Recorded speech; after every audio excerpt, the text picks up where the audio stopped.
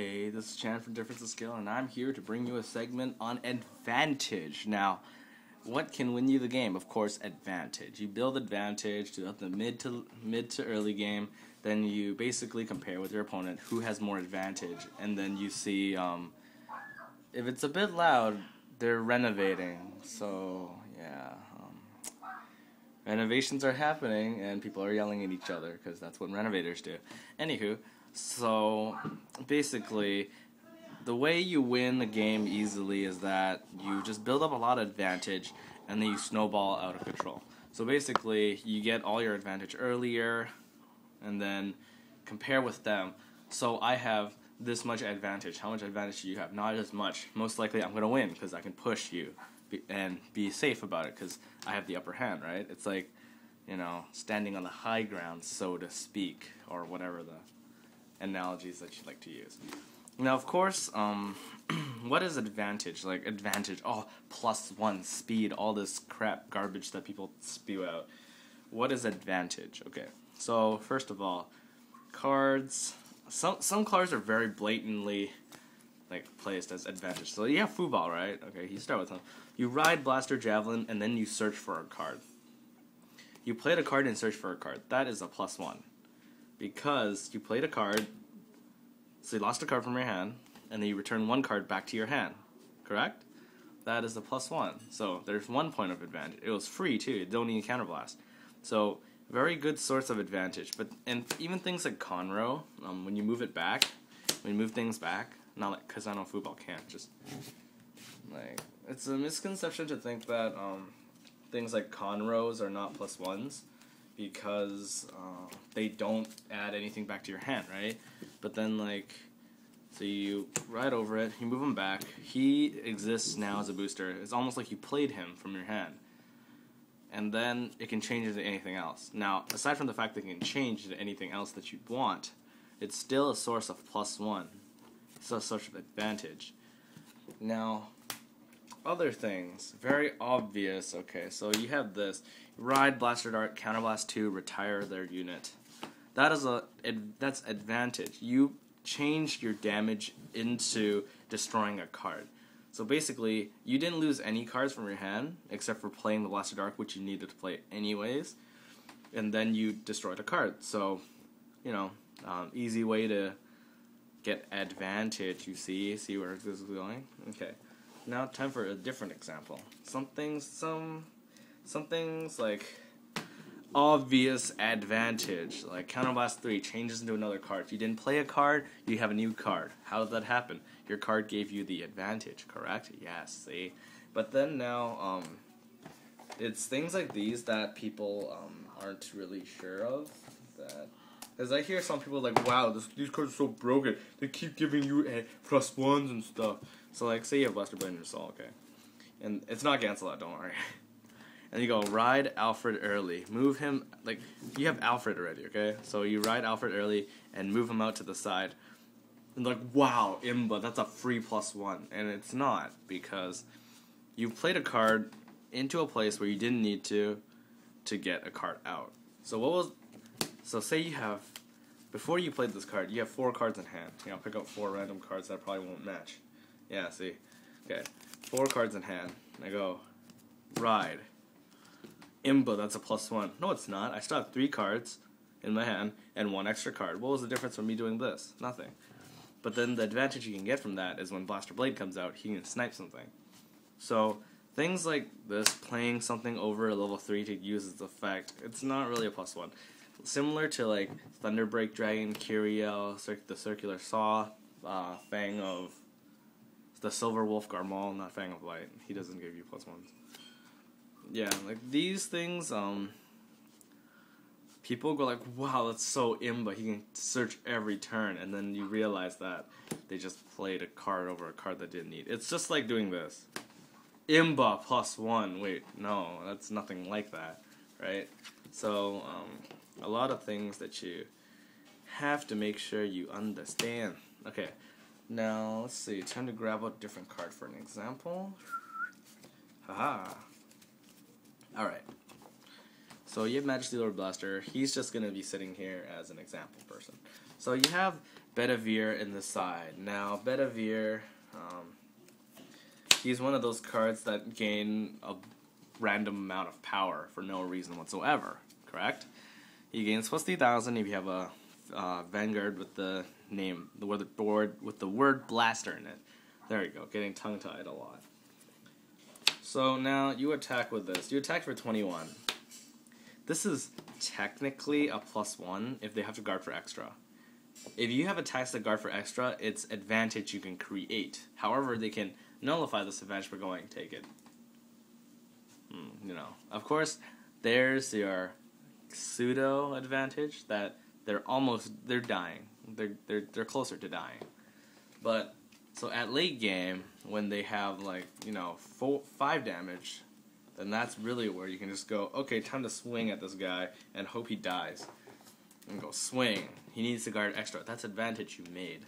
This will unless they have a Vanguard that's higher than 20k. So higher than 10k. So like Overlord or I don't know, Galahad, something like this. And then you can't actually hit it properly anyways. So a lot of these things can build you advantage slowly, but very obvious things, can give you advantage. You're up a card, you're up 2 cards, you're up 3 cards. They have 3 cards less than you. Theoretically, you should be able to overpower them. Correct? Yeah, easy. Now I'm just gonna go through the quick triggers, heal triggers. These heal triggers and crit triggers, they don't actually give you instant gratification. Yeah, I'm so big words and shit. No, I'm just kidding. Basically, these don't give you instant advantage. Like, okay, crit, power, take 2 damage. Heal, power. Like, I didn't draw an extra card or anything. Like, draw triggers, you get instant advantage. You draw a card. But the downside to it is that it only has 5,000 worth of shield. So therefore, it's like nullifying the ability. Say, draw trigger, draws Buster Dart for no reason whatsoever. Now this is 10k. Now this has the exact same shield as a critical trigger. But this is basically a gamble. If you draw a grade 3, you get less. If you draw a 0, you get more. And if you draw a 1 or a 2, you break even. So that's how it goes for triggers. But at the same time, the plus 5,000 for all the triggers gives you advantage right there.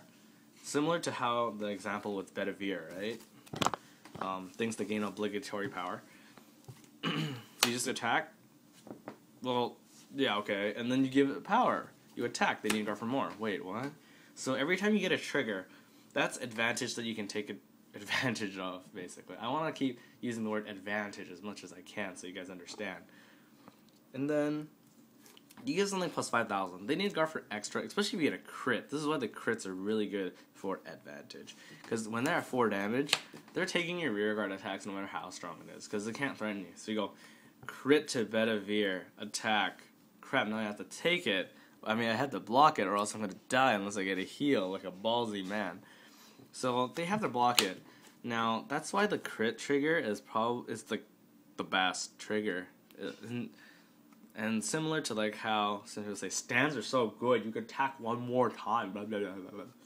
Okay, so Overlord the end. Get stand trigger. Stand Bedivere. Fuck. Go. Say you needed the power and majesty to go through, or say even power attack guard for 5. Oh, well, crap. Because of stand triggers, they in the current meta they're okay. I mean, like the English meta, but not for the meta that we play. That's why I always rip on stand triggers. But even before, like stand triggers, they're not nearly as good as criticals because criticals give you the sense of fear. I mean, if you have criticals in your deck, you can just be like, attack. You want to know guard it? Might get a crit and kill you. No one's going to take that risk. Oh, get critical. I win. It's like, ugh, I hate that. And no, I just kidding. I love doing it. But, like, so that's why the critical triggers are actually, like, the strongest trigger. They provide so much for you. They provide, first of all, they provide the normal stuff, the 10k to 5k, the 10k shield and the 5k power, of course. they provide you extra damage to rush opponents. Better than stand triggers, because if you give them a stand, they have a chance to think, oh, maybe I should block this. But with a critical, you just go straight through. 2 damage. Didn't even need to stand something. And then to top it all off, you can apply these to the rear guards, so then they can pressure your opponent for a game. It's like a swing with Bedivere for 25, and they're at 4 damage. They can't take it, or else they'll die unless they want to risk getting a heal. So, in general, these 3 triggers, the 3 best, because stand is just bad. Even when we used to play like old formats where like we only had set 1, set 2, we didn't use stands. Stands sucked. They always have, and they always will, until they invent something crazy like everything has Miracle Beauty's effect or something. They won't ever be better than these. Like we tested it. It's gone through a lot of testing, and stands are the weakest trigger. They provide the least amount of advantage. Now this is important because it's actually dealing with advantage. I'm not actually just ripping on heals. I mean, on stands. Okay. So now, a card that I've been really liking so far, Dragonic Lawkeeper. Now, actually, let's not go with him. Dragon Monk Goku. Yeah, let's go with you first. Now, he can build you advantage. Every time you attack, trigger check, boom, kill something. Boom, kill something. Boom, kill something. Boom, kill something. Like, that's pretty obvious, where you do something that you normally do and get an advantage from it, rather than with something else, which you did something that you normally do and you didn't get advantage. So, simply trigger check every 3, kill a grade 1. This is simple advantage that you can get from using just a single card, and it doesn't cost counterblast. Mainly, if you can get advantage from cards that don't cost counterblast, it's very good. But things like Gigantic Charger and Devil Summoner, cards that are, when you play it, flip the top card off your deck. If it's a card of your clan, you may play it out on the side.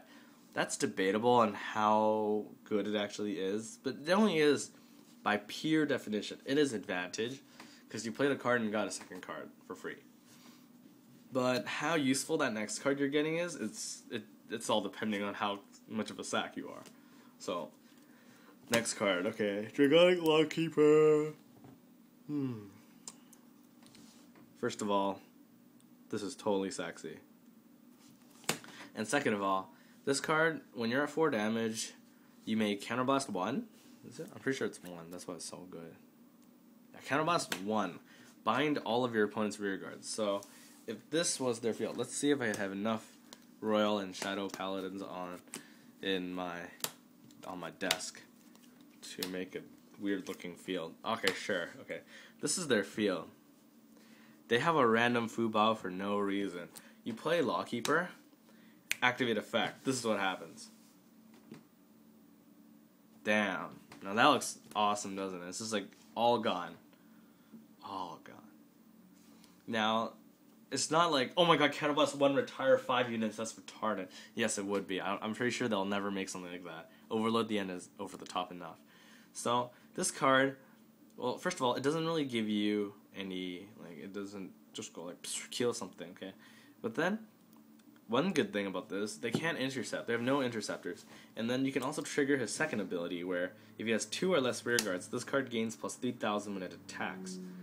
Now, okay, so blah, blah, blah, blah, blah, turn end. Okay, now at the end of the turn, out of the way, Lawkeeper, they get to return 4 cards from their bind zone. So let's say you bound 5. So, okay, fine, I don't want this anymore. So they return these here. But they can return them anywhere. He can return it here for all I care. He can return them like this, because he was retarded. But then, like, some people might say, well, I just won't play a full field against Lawkeeper. Now he can't get advantage. Now that's wrong. Say he did this. Okay. Since I know Lawkeeper's gonna bind all my units next turn, I'm just gonna play this many cards. Attack, block for 5. Wait, did I just contradict myself? Instead of losing a card, he can use 1 less card to block. So it's just like, oh, okay. Alright, block. Whatever. It's fine. I'll take the strong hit, yeah. But I'll want a 5k block something. Now, you see how people can be like, oh my god, Lawkeeper's so bad. Of course it's not that good, because this thing exists. If this didn't exist, this would probably be the best Kagero Vanguard in the world. Maybe second to Goku. Because he is a limit breaker. I mean, limit break is bad. Limit break, this is another thing. Anyone who says limit break is OP, limit break is basically just saying counterblast with a restriction. I don't see how that's OP. In fact, that's balanced. Say, his limit break is OP. You know, if you did this, it'd sound a lot more OP, where you just took out the limit break part, counterblast 1, bind all their rear guards. You know why things like this is good? It doesn't have a limit break. I'm at 2 damage. Every time I'm at 2 damage, you're gonna die. You're dying. Attack. You're dying. So that's why don't say limit breaks are OP. I mean, limit breaks are basically watered down versions of counterblast. It's like saying how Garmal's limit break is broken when you can just play Alfred. And Alfred is so good. Oh my god, Alfred is so good. Anyways, so back on topic. So this card, it's a really neat card for advantage. A lot of all the cards in this game give you advantage. Now, pure power, like I'm just gonna make a quick recap of non-super obvious +1s. Now, let's see, you guys can go away. Go away. Yeah, you can stay there. You're awesome. Okay, so pure power. Okay, Goo-doo-doo-ba-doo. Let's see, what else has pure power? Dual X Arc Dragon. Bedivere. Yeah. These are all things that gain, oh sure, you can stay in here too. All of these things gain random power. Now, gain plus 3k, gain plus 3k, gain plus 2, gain plus 3, gain plus 3. Now, it depends, like, you can't just say, because I'm running K, I have an advantage every time I attack. That doesn't actually make sense, you see. Because K is only good as, like, a desperation, or, like, you want to change up. Like, you don't have extra 10k, so you just play this up here as a 10k. I think this card is broken. Like, very subtly broken. Like, I know they released more 10k beaters, but this is a 7k booster and a 10k beater. Now, I think that's just really good. That's so good. Anywho, this won't give you any advantage unless you're playing against, I don't know, a 7k Vanguard. Congratulations, their opponent, for getting his grade stuck on Devil Summoner. So, like, advantage, it's a +1. Because they gain power. No, it's not. Even like, okay, attack a bit of your boosted with this. Attack 19 +1. No. It's not a +1 until they used an extra card. Now, this is really obviously a +1. Attack for 21. Guarded. They guard for 15. They guard this for 10. Now, this gives you advantage while this doesn't. You see? Because magic numbers. I'm pretty sure Hero said he was going to do something about magic numbers, but I'm sure he still hasn't. So I might have to do that some other time. So yeah, this is a basic tutorial on how to win, basically, with advantage. Because, or as I said before, like, triggers all give you advantage. Just activate all the triggers in your deck, you'll win. I don't see how you can lose. So yeah, get lots of triggers, play smart, and blocking. Blocking gives you advantage too, because things like this, you go, okay, 21, you need 15. If there was an earlier attack where you could have blocked for 5, block it, so that you could take this, so they don't get advantage from it. Right? I mean, like, you can say, but I won't have enough counterblast to use my OP limit break ability plus 5k. You can do it later. No one's gonna rush you, okay? So, early attacks should guard them. These ones, then you can eat them later. Like, you can eat... I'm gonna sneeze. You can eat 3 of these and just be at 3 damage. Preferably, you don't have to eat 3 of these, because it's not good for your health. So you have poor Alfred, swing 21, 21, 21, 21, when before I was swing for 8 on your blaster javelin, because totally everyone's playing the most jumbled up deck in the world. Guard for 5, because you're blocking with a Kagero card. Yeah, you block that for 5, then like next turn they play it like this. It's almost like you blocked this for 5. Almost. That's how we like to think about it. We blocked Palamedes for 5. Oh my god, that's OP. What can do that? Nothing. Because Palamedes is a good card. And, yeah. So, this is basic stuff that should be common enough sense, but unfortunately, a lot of people don't have enough of that in their breakfast. So, yeah, this is a 20-minute tutorial on advantage, winning with advantage, triggers, Lawkeeper is awesome. My internet's out because they're renovating, so I might as well do some videos. Bit tired, but whatever. Bye!